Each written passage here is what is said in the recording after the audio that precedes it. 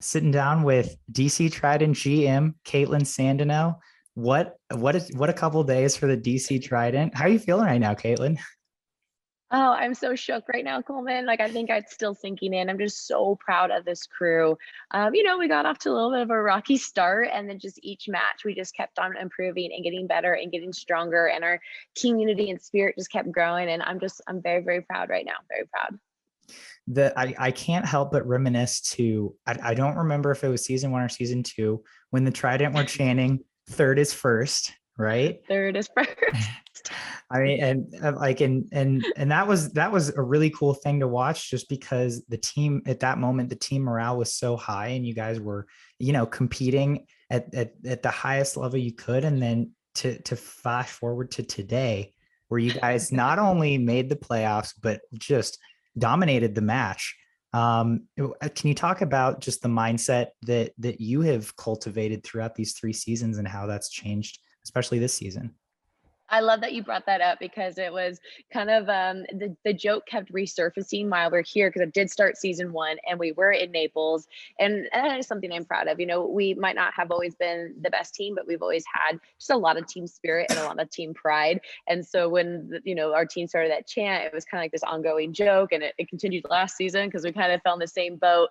And then we had former DC Trident members that are either retired or aren't in the league anymore, and they were sending me texts saying first is first is first. And it was a season of first, because it was the first time we broke 400 points when we sent them against LA Current, when we put up a good match with them, and then we broke 500 points today, and we had our first ever match victory. So it just goes to show that it is going to take us a while to still continue to build and get better, but that draft really did help us, and something that this league needed. How exciting was it to watch 4 teams all relatively close? And DC Trident has put up some pretty good fights that I think we surprised people throughout the match when we were beating LA Current. And just like, I feel like we've had a lot of doubters in the past, but I think we kind of opened people's eyes today. I mean, it was certainly exciting to watch, especially yesterday. You guys just came out swinging to be 50 points ahead after day one. Mhm. Was just awesome to watch as It a really was. spectator. Coming into not only this match but the last match of the season, what did the preparation look like for the DC team, especially knowing there was a good chance you were going to be in that play-in match? Yeah, absolutely. I mean, you said it. Like, we knew we were going to be in the wild card match. Like, we knew that, and so that's how we prepared for it. And I almost feel like taking the pressure off of us last match is part of the reason why we swam so well. We had nothing to lose. We knew we were going to be in this match anyways. We knew it was going to be at our advantage that we were going to have 2 days rest on the other teams because they'd competed after us, that we were going to race today. And so we moved things around. We shift people around. We pulled people out that we thought we needed to rest more because we needed them more for this match. We put different relay combinations. I mean, we definitely shuffled that lineup around, but then we knew ultimately our game plan coming into this wild card match was to win, and it was something that our team had been talking about. We kind of kept it amongst ourselves, but I'll say Cody Miller, from match 2, match 3, is like, we're gonna win that wild card match, and I was like, oh, okay. And so I feel like it takes just one leader like that to get that kind of just trickling amongst his peers, and then that confidence gets there. And like I said, we really truly did swim better each and every match, which is really impressive because this is a long go. Yeah, that's a great point. I mean, throughout this regular season, obviously every season and team is different. So for season 3, who emerged on the team as those leaders, or kind of surprised you as like, oh wow, they're really rallying the team, or they're really contributing in ways I didn't necessarily expect? Oh gosh, I will say every individual on this team has such an interesting perspective and background and something to contribute. Nobody new to DC Trident. He's a DC Trident OG, but Zach Harting is always our hype man, our rally guy, and that's important. A lot of people that swam in the U.S. or swam on an NCAA team, they miss that feeling of the camaraderie, the cheers, and that environment. And then for the athletes that hadn't gone to NCAAs or been in a college program, they kind of really get to wrap their mind around what that team feeling is like. And Zach has always been instrumental in that. He's always so positive. He always gets the team together. I swear, I feel like he's going to pass out how passionately he leads our team cheers. And athletes that really stepped up for us, I think, we've got to really shout out Camden Murphy. I mean, he swam incredible for us, and just doing big things as far as being just a real true rookie. He was a late pickup for us. He was always on my radar and always on the back of my mind, but it was more of a logistics and a numbers thing, making sure that we could secure him on this roster. But I mean, the amount that our athletes stepped up was insane. I mean, look at Jacob Pebley. Like, people were like, is this guy even swimming anymore? And that guy threw down, and his energy and his passion and his joy after his swims and everything that he's overcome, and going his first best time in 5 years. I mean, that inspires a team, So I think those are just a few of the swimmers that, that come straight fresh off my mind. But every single athlete, like, I can point out something as to how they contribute to the team in and out of the pool. All right, let's talk about one of your other athletes, Ryan Hoffer. He was, expected to be #1 draft pick. He ended up going number 2 to the DC Trident. A lot of hype around Hoff coming into this season. Yeah. And I think it's fair to say he kind of got off to a little bit of a rocky start, just in terms of times and places, not what everyone had expected. But moving through the season, he was obviously became a very big contributor and part of your team. How did you see Hoffer moving through the season and getting through his rookie regular season? Absolutely. I think if Hoffer was sitting here in this interview with us, he would say that it was a lot to take in. He had a lot of expectations on him. He had a lot of pressure. He had a lot of eyes on him. He was doing a lot of media coming into it, a lot of photo shoots. It was a lot around him. And there's something interesting that he said after the first match, because I think outsiders looking in like, oh, like, I could do this. He's like, you don't really understand the flow of this meet until you're in it. And we learned, we tried to put him in everything because he's that dang good. But we know that with this lineup and this schedule and what he needs, we can't put that much on him. So it was, that first match, even though it was a rough start for Hoffer, is a rough start for all of us. It was a rough start for the staff. Like, we don't know where these kids are coming from right now. Some of them are coming from Tokyo. Some of them are coming from disappointment. Some of them are coming from high. Some of them haven't trained in a while. Some of them just got a new tattoo and haven't been in the water for a long time. So everybody was coming from all these unique backgrounds. So the staff had to learn, the athletes had to learn. And I have to say, as far as our staff, I mean, just phenomenal. And I have to shout out Cullen Jones, who really kind of stuck to Hoffer and kind of made it like, this is my guy, this is my project. Like, let me help you through this. I mean, who else could you think of as a better mentor in the sprint world than Cullen Jones to help Hoffer into this? Sorry, church bells for in Italy, y'all. And again, it's like, this is our village, this is our tribe. So when Hoffer was down, like, the right people picked him up, and he definitely showed that his potential, his skill, his strength. And tonight with the skins, we literally just needed him to get to the next round. Like, he did exactly what we needed. Would have been cool to get him on to the next round, of course. But him winning that 50 the first round, that's all we needed. That's what we knew. Like, we knew we had won at that point.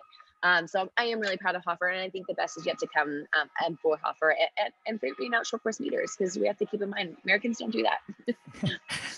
Like, never. No, right? like, we were walking in with Camden, and Camden's like, because Cindy's like, Camden MVP, like, or sorry, most improved. She said most improved, and he's like, yeah, I'm starting to figure out how to do short course meters. And it's like, wasn't a joke. It's like a real thing, and just the timing and the turns, like, you see that with the Americans, that they need that extra time to figure out in and out of the walls and underwater, and just the actual strategy of being in short course meters. Yeah, you don't think about it. And if you're doing maybe a 50, or if you're just training in practice, it's like, oh, meters to yards, it's not that big of a difference. But really, especially when you're piling on the races in a short amount of time, really adds up. Absolutely. Yeah. And I totally agree with Cindy on that. Most improved for Camden, just to see how he did today. He was like top 3, I think, in all 3 butterfly races in this match. And that, like, again, what a tough schedule too, to be in all those fly events. And honestly too, he stepped up like everywhere we needed him. I think we put him like at 100 IM at one point, or like, it's like, the guy is so good and so talented. He's got the best demeanor. He's such a team player. He's so kind, and he has such great manners. He's just a true joy to have on the staff on this squad, and he fits in really well with DC Trident. Yeah. And you totally read my mind. My next question was going to be about Cullen. And he was a new addition on the staff this year. Obviously, his resume speaks for itself. But yeah, Right. aside from just totally latching on to Hoff and mentoring him and guiding him through this season, what do you feel like he brought to the team? Oh my gosh, it's kind of hard to put into words. CJ and I go, sorry, I call him CJ. Everybody's like, I don't know that's a thing. And Cullen's like, only my family and Kaitlin call me that. But now DC Trident does.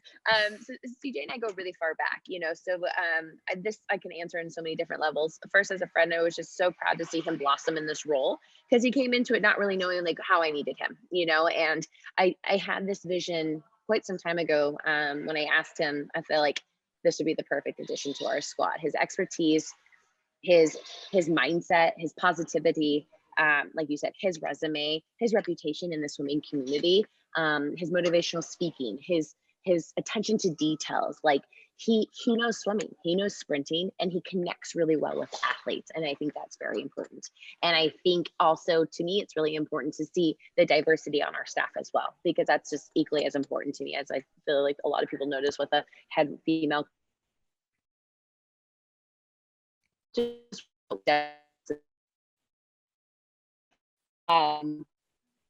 obviously Cullen being with the sprinters makes like a lot of sense, but that's not to say that's all he hung with. Like he is really tight with Andreas Vaseos, and they go way back. And we get texts like, hey, Cullen, Andreas needs you behind lane 6. Like, everybody kind of had their different rapport with CJ, but he just clicked really, really. He doesn't have to force it. It's really natural, and I think people just gravitate to him.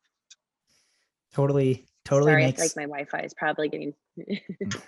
No, it cut in and out a little, but we got most of that. No problem. It's really cool to hear that perspective on Cullen, on all these DC Trident favorites. So now the Trident are heading to the playoffs. Yes. What are you thinking as a GM, especially with obviously in the ISL, the skins are such a big part of the format.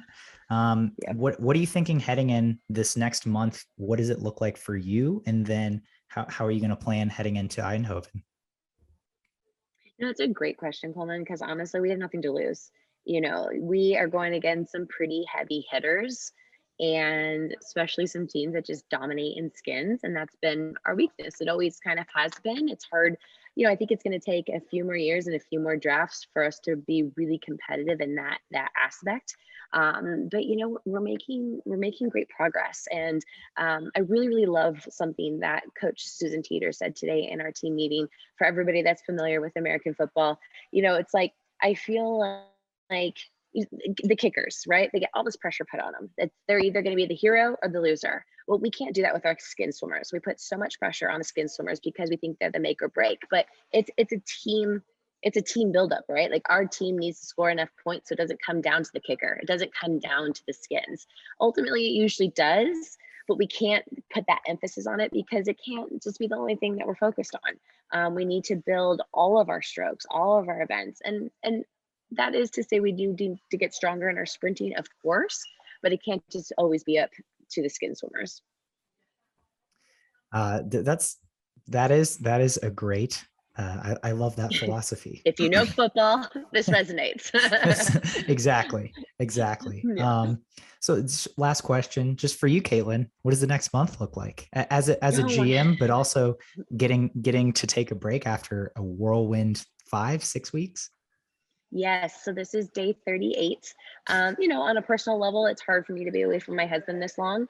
It's the longest time that we've been apart, but I'm just so grateful for having such a supportive partner and great communication skills. And, it's going to be a few days of downtime and it's just right back into it. For a bit, it wasn't a given. I wasn't know if I was going to be on vacation or was be headed to Netherlands. So there's definitely a lot of work and there's a lot of everybody kind of has interesting scenarios right now. We have people that have like European championships. We have people like Andreas has Bucks. Like we have people that wasn't really thinking we would be in the playoffs, so they had other plans. We just have a lot of interesting kind of dynamics to sort through. So it's going to be a lot of logistics, Coleman, a lot of logistics, and honestly, still trying to get sponsors. So this league, we need help. We need sponsors. DC Trident needs sponsors. I want some swim bags for my team. Like just things like that. We're startup. We're continuing to build, and so I'll be wearing a bunch of different hats because that's what we do here in ISL. But mostly just want to support our swimmers and get some good sleep, get some good family time, and then back to the grind.